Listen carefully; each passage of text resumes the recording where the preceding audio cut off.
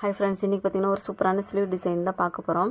First நம்ம stitching நேராக ஒரு மார்க்கரில் ஒரு லைன் போட்டுட்டு அதுலேருந்து ஒரு 1.25 எடுத்து இன்னொரு மார்க் லைன் போட்டுருங்க. போட்டுட்டு அந்த 1.25 பார்டராக வச்சுட்டு அப்படியே லைனாக 1.25 எடுத்து நம்ம ஸ்டிச் போட்டு விட்டுலாம். அந்த ஸ்டிச் போட்டதை சென்டராக வச்சு அதுலேருந்து 1/2 இன்ச்சு மடித்து அப்படியே ஸ்டிச் போட்டுருங்க. இதே மாதிரி ஸ்லீவுக்கு தேவையான அளவுக்கு எடுத்து ஸ்டிச் போட்டு விட்டுருங்க. ஸ்டிச் போட்டு விட்டுட்டு இப்போ இதை பண்ணதை ஃபுல்லாக ஒன்றோட ஒன்று பார்த்த மாதிரி வச்சு ஒரு ஸ்டிச் போட்டு விட்டுருங்க.